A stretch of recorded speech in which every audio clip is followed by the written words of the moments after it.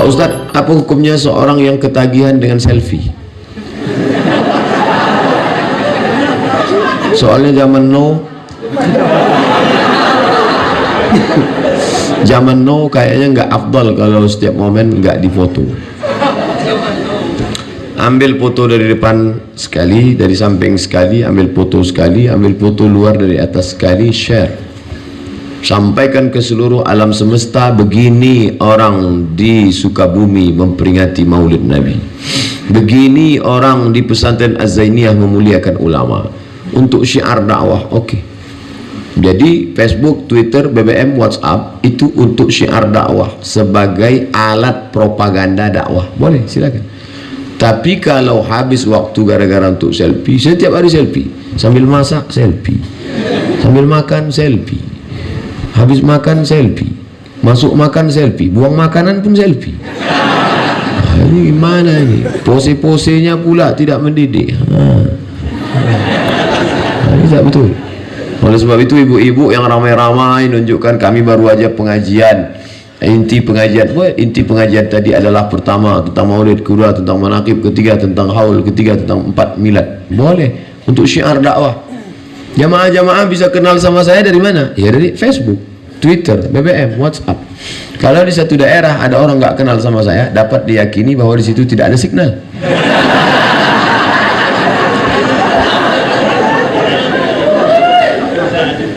Bolehkah makan sesajen dimakan atau makanan yang habis dipakai sembahyang orang Cina? Itu ritual ibadah.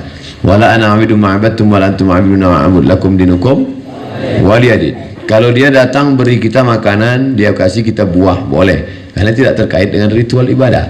Dia kasih kita kue kotak, halal, label halal, boleh. Tapi kalau sudah terkait dengan ritual ibadah, maka kita dilarang tegas.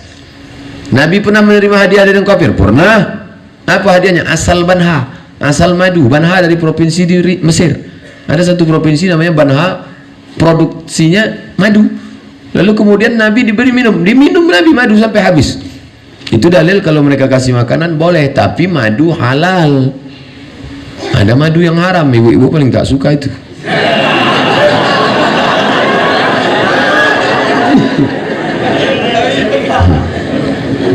Katanya kalau mau ngetes madu itu asli apa tidak, bawa pulang ke rumah. Kalau istri marah, asli itu gitu. Nah, oleh sebab itu maka kalau dia kasih, misalnya anak dia pesta nikah, Ustaz Somad, ya ini tetangga saya orang non muslim, anaknya nikah, boleh saya datang? Di mana nikahnya? Di gereja? Nggak boleh, karena ada ibadah ritual. Nikahnya di hotel, silakan datang. Sampai di sana ucapkan selamat, selamat menantu hidup baru. Jangan barakallahu lakum wa barakalaikum wa jama'a. Itu doa untuk Islam. Dah, habis itu acara makan boleh kami makan? Boleh, tapi dengan syarat ada 2 kemah, Islamic food. Yang ini kafir food. Kamu makan di sini tempat Islam, cateringnya catering Islam. Jangan mampir, nanti habis makan sini dia mampir ke sini. Loh. Itu non muslim. Aku nggak makan dagingnya, kuahnya aja dikit ya. Bisa, nggak bisa begitu. Ini harus kita jaga. Ini sekarang umat ini terbagi 2, ekstrim kanan yang benar hanya saya, selain dari saya sesat, kafir. Ekstrim kanan, yang ekstrim kiri semua benar. Jingle-bell boleh, cap gome boleh, gongsi pacai boleh. Nggak bisa begitu. Masalah kita bersahabat dengan non muslim ya, kita NKRI, kebinekaan. Tapi kalau sudah terkait masalah ibadah, wala ana bidu ma'abattum wa antum a'budu ma'abud lakum dinukum waliyadin. Mohon penjelasan mursyid, apakah mursyid bisa angkat oleh manusia? Nabi Muhammad diangkat oleh Allah Ta'ala melalui Jibril alaihissalam. Lalu kemudian sahabat bermusyawarah mengangkat khalifah, naiklah Umar, Abu Bakar Siddiq. Itu diangkat oleh manusia. La tajtami ummati ala dhalalatin. Tidak mungkin umatku itu berkumpul dalam kesesatan. Berkumpul beberapa orang mursyid lalu mengangkat mursyid menurut ilmu mereka, pandangan batinnya. Ittaqu firasatal mu'min, hati-hati terhadap firasat orang beriman. Fa innahu yanzur binurillah, dia memandang dengan pandangan Allah. Menurut hematku ini yang layak diangkat. Tapi dia mengangkat dirinya sendiri tak bisa. Siapa yang mengangkat kamu? Ana. Yang selalu menyebut ana dalam Al-Quran itu ada 4. Yang pertama, ana rabbukumul a'la, iblis. Yang kedua, innama innama utituhu ilmin ala indi ana Qarun. Yang kedua, yang ketiga, ana khairum minhu, iblis. Maka kalau ada orang mengatakan sedikit-sedikit, siapa? Ana, saya. Bro, yang selalu nyebut aku itu ada 4. Yang pertama iblis, yang kedua Fir'aun, yang ketiga Qarun, yang keempat ente. Diangkat oleh orang yang berilmu. Apakah semua muslim wajib bertarekat? Tarekat itu jalan, cara. Jadi kata Syekh Said Mansi, Syekh Said Mansi Al-Hasani Al-Maliki, murid dari Syekh Muhammad Alawi Al-Hasani Al-Maliki, murid Said Alawi. Saya ketemu Said Alawi tahun 2000 waktu haji. Setelah itu beliau meninggal di Makkah. Beliau punya murid namanya Said Mansi Al-Hasani Al-Maliki. Lalu ada pertanyaan, Syekh, apakah orang mesti bertarekat? Kata beliau, semua kita ini bertarekat. Lalu tarekat apa? Itu banyak. Ada tarekat Sanusiyah, ada tarekat Ja'fariyah, ada tarekat Syaziliyah, ada tarekat Naqsyabandiyah, ada tarekat Qadiriyah. Kemudian Syekh Al-Imam Khatib Sambas mengkombinasikan antara tarekat Qadiriyah dengan Naqsyabandiyah. Tapi beliau orangnya tidak takbur, dia tidak bawa nama dia, maka dia buat TKN, tarekat Qadiriyah wa Naqsyabandiyah, jalan. Lalu saya, tarekat kita ini apa? Kata murid bertanya kepada Said Mansi, tarekat kita ini tarekat Alawiyah, Sadatil Alawiyin, yaitu menuntut ilmu, belajar. Nah, jadi mesti berguru. Sebenarnya ketika orang berguru, punya guru, punya kitab, dia sedang bertarekat, dia sedang jalan. Hanya saja jalan ini ada yang naik mobil, ada yang naik pesawat, ada semua yang datang kemari sampai. Ada tadi yang naik sepeda, ada yang naik ojek, ada yang naik gojek, ada yang naik grab, ada yang naik kapal selam, ada yang naik, semua sampai. Oleh sebab itu maka ikutlah. Tapi menurut saya yang paling cepat cocoknya ini, itu ijtihad dia. Ini tentang masalah tarekat, disebutnya jalan. Jalan apa? Jalan menuju Allah. Perjalanan itu maka disebut dengan Sayrus Salikin. Satu kitab ditulis oleh Syekh Abdul Somad Al-Falimbani. Falimbani orang Palembang. Sayrus Salikin, perjalanan para salik, jalan menuju Allah Subhanahu wa taala. Sampai akhirnya dia diundang oleh Allah. Ya ayyatuhan nafsul mutmainnah, irji'i ila rabbiki radiyatan mardiyah fadkhuli fi ibadi. Nanti kau akan masuk bersama hamba-hambaku. Wadkhuli jannati. Mudah-mudahan kita termasuk bersama dengan Pangersa Abah, Pangersa Uwa dan para ulama-ulama insyaallah. Kalau boleh minta dalilnya Pak Ustaz. Dalilnya umum, fas'alu ahla dzikri, bertanyalah kepada orang yang tahu, in kuntum la ta'lamun, kalau kamu tak tahu. Maka Syekh Mursyid itu orang yang tahu dalam hal batin, dalam hal spirit, dia yang beritahu. Begitu sahabat bertanya kepada Nabi, tabi'in bertanya kepada sahabat, tabi'in bertanya kepada tabi'in. Karena kita begitu juga dengan mazhab, dalam fikih mazhab. Saya tak tahu, maka saya pakai mazhab Syafi'i. Menurut saya nggak perlu bermazhab tu Pak Ustaz. Berarti ente imam mazhab yang kelima. Orang yang mengatakan tidak perlu bermazhab, dia sudah buat mazhab kelima. Anak kerja di bank BUMN, bagian bersih-bersih. Apakah anak dapat dosanya juga Pak Ustaz? La'anallahu akilar riba, Allah melaknat yang makan riba, wa mukilahu yang diberi makan riba, wa katibahu pegawai pencatat penulisnya, wa syahidaihi menjadi saksinya. Saya sarankan carilah kerjaan lain yang tidak ada syubhat, yang bersih. Karena kalau kita makan yang syubhat, yang haram, menjadi hijab. Banyak pun kita berzikir terlinding gara-gara makan haram. Suatu ketika Ibrahim bin Adham makan korma. Biasanya bisa dia sholat Maghrib di Makkah, sholat Isya di Madinah. Malam itu tak bisa. Dia heran, kenapa? Padahal tak ada makan haram. Rupanya siang tadi dia makan, biasanya satu tumpuk korma itu 7. Dia beli, hari itu tukang jualnya salah hitung, dia buat 8. Makan satu saja yang begitu bisa rusak hijab kita dengan Allah. Jangan heran terhalang, gelap. Ilmu tasawuf bukan ilmu fikih, halal, haram, makruh, mubah. tapi dia ilmu menjadi penghalang al-wusul ilallah, al-arif billah, menjadi penghalang untuk mengenal Allah. Ini ilmu namanya zauq. La ya'rif man lam yadhuq. Orang tak tahu kalau tak pernah merasakannya. Rasa, ilmu rasa. Bagaimana rasa Ustadz ketika minum teh di Jawa Barat? Pahit. Beda sama di Sumatera, tehnya manis. Lama saya termenung tadi, kenapa teh di sini tak ada yang manis? Sampai akhirnya nampaknya Kiai Aang tahu apa yang ada dalam hati saya. Beliau sendiri menjawab. Apa kata beliau? Ustadz, jangan heran kalau di sini teh tidak manis, karena orang Jawa Barat manis-manis. Itu ternyata rahasia. Rasa tidak bisa diceritakan dengan kata, karena kata terlalu miskin untuk mewakili rasa. Oleh sebab itu ketika para ulama tasawuf bercerita tentang rasa, akhirnya dia didustakan orang. Anal haq, maka disebut itu dengan syatahat. Syatahat. Allah fi jubbati, Allah dalam jubahku. Pada saat itu dia sedang bercerita tentang rasa. Bapak-bapak pun ketika cerita tentang rasa, istrinya nggak nyambung. Adinda, kan ku nanti kau 1000 tahun lamanya.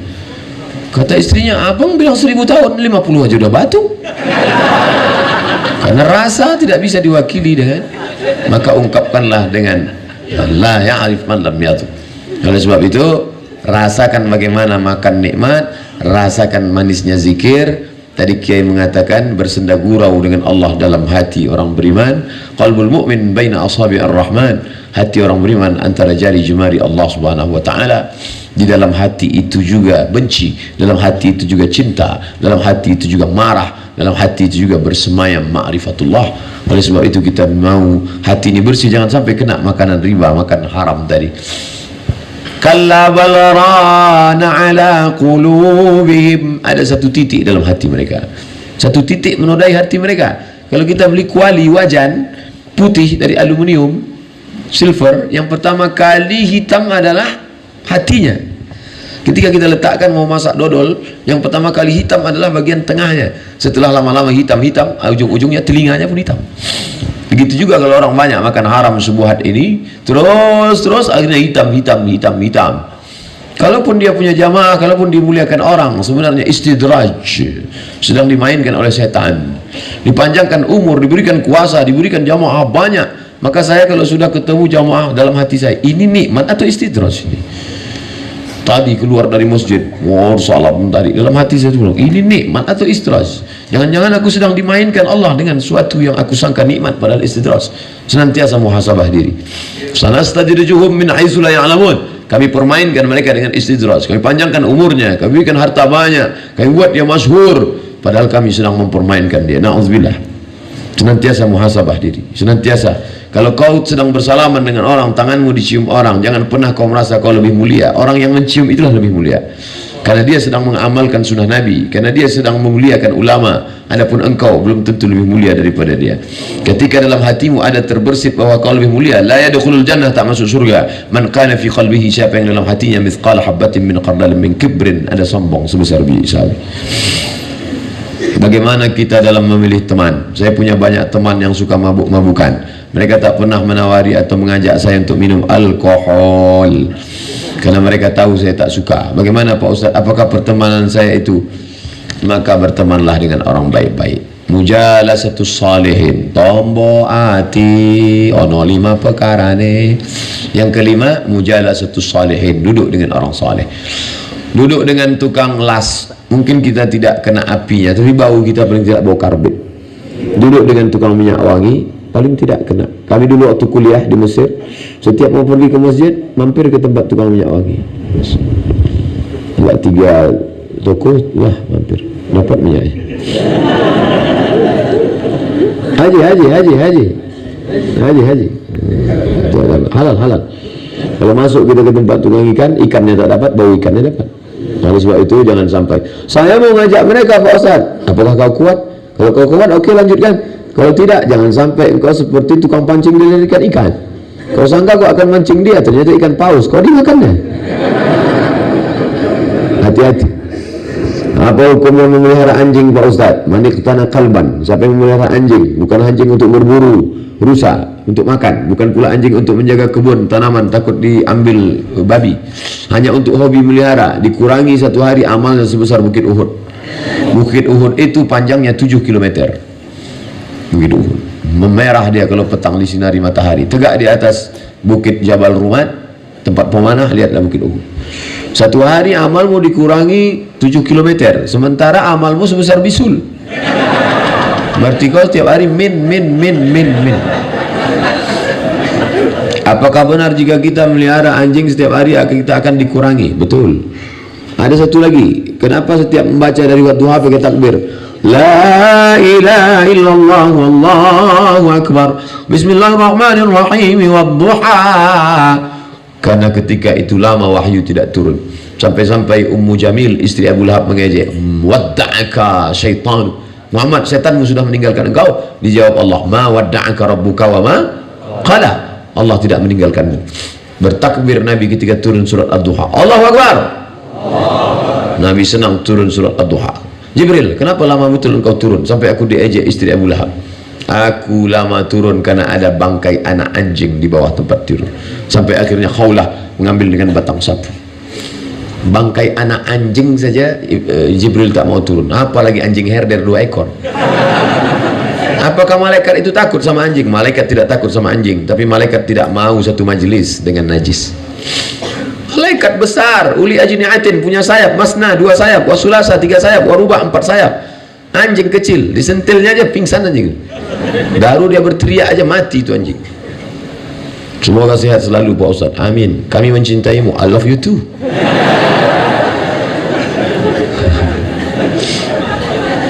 Kalau ada sahabat mengatakan uhibbuka fillah, aku cinta pada engkau karena Allah, jawabannya ahabbakallahu fima ahbabtani.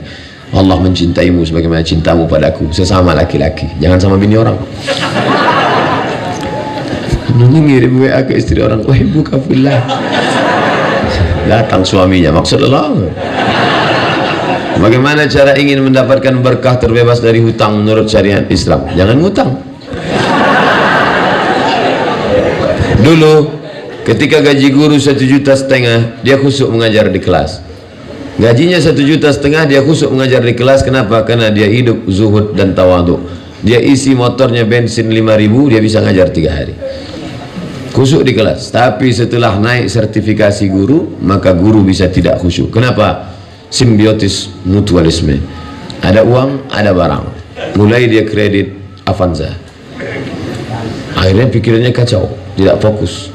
Maka iqna', merasa cukup dengan pemberian Allah. Takun aghnan nas, kau akan menjadi orang yang sangat berkecukupan. Sekarang orang semua ngutang. Termos ngutang, piring ngutang, istri ngutang, mobil ngutang, rumah ngutang. Satu-satunya yang lunas istrinya itu. Aku nikahkan engkau dengan anakku dengan mahar seperangkat kitab suci Al-Quran tunai. Andai boleh hutang, ngutang juga itu. Dengan anakku dengan mahar sesuai kredit. Maka jangan pernah. Bagi yang sudah terhutang, maka berdoa. Nabi mengajarkan minta perlindungan dari 8. Allahumma inni a'udzubika minal hammi wal hazan wal ajzi wal kasal wal jubni wal bukhl wa dhala'id dayn wa ghalabatir rijal. Allahumma inni a'udzubika minal hammi, susah hati, wal kasal wal hazan, kesulitan, wal jubni, pengecut, wal bukhl, pelit. Wa Allahumma inni a'udzubika minal hammi wal hazan wal ajzi, lemah, wal kasal, malas, wal jubni, pengecut, wal bukhl, pelit, kikir, kedekut, wa dhala'id daini, dililit hutang, wa ghalabatir rijal, dikuasai orang lain. Bagaimana hukumnya pegadaian? Meminjamkan barang orang dipinjam oleh kita, apa hukumnya? Gadai masuk dalam satu bab fikih namanya rahan, babur rahni, bab gadai. Boleh gadai. Pak, minjam uang bapak 10 juta, saya takut nanti Ustaz larikan. Oke, kalau bapak takut, ini tanah saya 1 hektar sebagai jaminan, uang 10 juta. Nanti kalau sudah ada, saya kembalikan uang, saya balik. Ya, sementara uang saya pakai, maka tanah bapak pegang, jangan dipakai. Kalau dipakai, kullu qardin jarra naf'an fahuwa riba. Setiap pinjaman mengambil manfaat, maka manfaatnya itu riba. Meminjamkan barang orang lain yang dipinjam oleh kita. Meminjamkan barang orang lain yang dipinjam oleh kita. Kita minjam motor orang. Dah, motor dia kita pinjamkan ke orang. Nah, ini bahaya. Apalagi kalau dia suka melarikan. Jangankan motor, anak gadis orang pun dilarikannya. Apalagi motor. Ini tanggung jawab kita 2 kali lipat. Oleh sebab itu kalau tidak betul-betul amanah, jangan, bahaya. Bagaimana menyikapi seorang ayah yang anak-anaknya tidak bertanggung jawab? Menyikapi seorang ayahnya anak-anak yang tidak bertanggung jawab. Ayah tidak bertanggung jawab, maka di akhirat akan dituntut karena dia zalim. Ittaquz zulma, takutlah kamu perbuatan zalim. Fa inna zulma zulumatun yaumal qiyamah. Perbuatan zalim akan jadi kegelapan pada hari kiamat. Adapun anak-anak yang tidak bertanggung jawab pada orang tua. Ustaz, ya, emak kami sudah meninggal, terus ayah kami tidak kami kasih nikah. Oh, ini bahaya. Kalau kamu berbakti kepada ayahmu, maka nikahkan, cari. Kalau kamu takut ayahmu mencari, kamu yang mencarinya. Ini seorang bapak mengadu kepada ustaz. Apa kata anaknya? Papa nggak usah bingung ya. Nanti papa kalau mau terbang ke Singapura ada kakak, mau terbang ke Surabaya ada adik, mau terbang ke Jakarta ada. Apa kata bapaknya? Kalian terbang khusus yang kalian pikirkan. Kemana aku hinggap kalian tak pikirkan. Maka berbakti pada orang tua. Berbakti pada orang tua, senangkan hatinya. Kalau ada pecandu narkoba, pezina, di dunianya dia senang, bahagia, hukumannya di akhirat nanti. Tapi kalau ada orang durhaka pada orang tua, hebatnya hukuman durhaka. Orang durhaka pada orang tua di dunia dapat, di akhirat dapat. Pasti itu, anaknya pasti durhaka. Makanya yang paling berbakti pada orang tua ini siapa? Keluarganya Jet Li, Chow Yun Fat dan Jackie Chan. Cina-Cina itu berbakti pada orang tua. Saya pergi ke mall di Malaysia, ceramah seminggu, hari terakhir kita main ke mall Pak Ustaz. Oke, saya lihat di lantai atas orang-orang tua jompo banyak sekali, disuap sama anaknya makan. Ternyata anak-anak mereka mau meliburkan diri satu hari untuk menyiapkan, karena mereka percaya menyenangkan hati orang tua akan menurunkan rezeki. Ayah hoki lah, ayah cincai-cincai lah, kencong-kencong lah. Senang hati mereka. Senangkan hati orang tuamu. Kalau masih hidup dia di rumah, belikan kain, belikan baju, belikan makanan, belikan.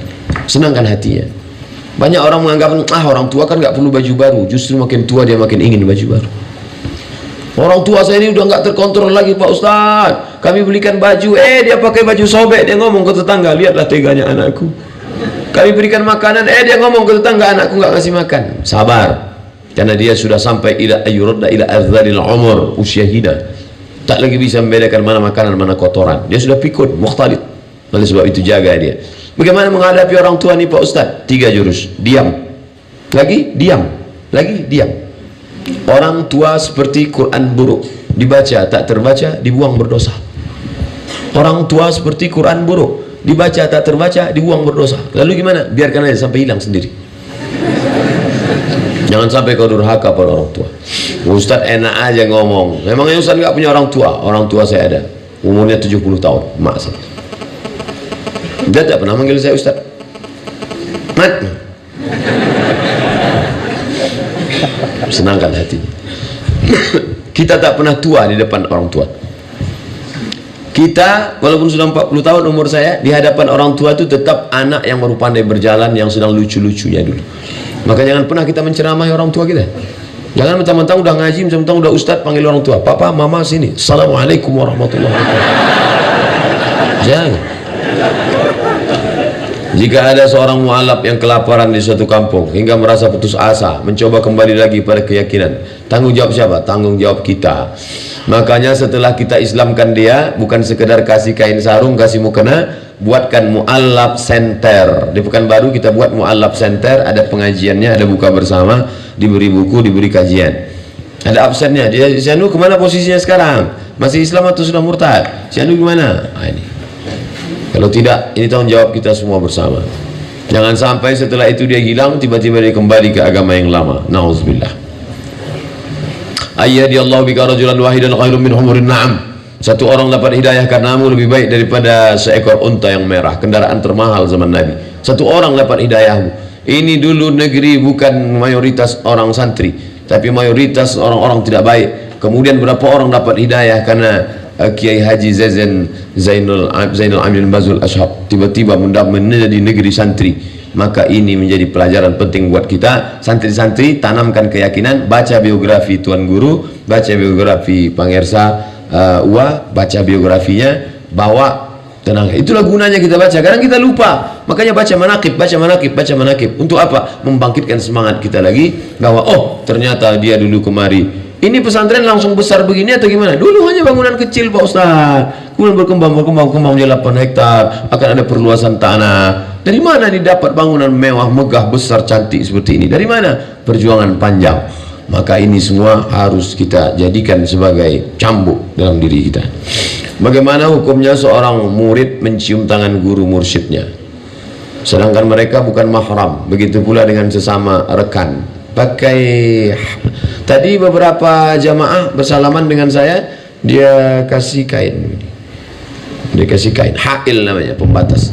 Di situ saya pahami bahwa orang tarekat Qaririyah Naqsabandiyah diajarkan mursyid gurunya, karena beberapa yang saya lihat dimasukkannya tangannya gini, Ustaz, kalau ada sini tak bersentuh, ya tak apa-apa, tak bersentuh. Saya termasuk yang bagian, tapi kalau ada yang membolehkan mungkin dia tengok dalil lain. Tapi dari beberapa yang bersalaman tadi saya lihat dia pakai, berarti ternyata diarahkan untuk wallahu a'lam bishawab. Itu yang dapat saya sampaikan, yang baik-baik dari Allah Ta'ala, yang tak baik dari hamba Allah yang dhaif. Saya sampaikan jam 11, sekarang jam 12.40, berarti saya ceramah 60 tambah 40 pas 100 menit. Masya Allah, seperti di setting saja.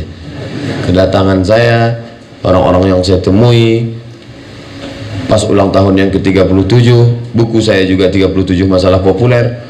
Masya Allah, umur juga 37, enggak, umur udah 40.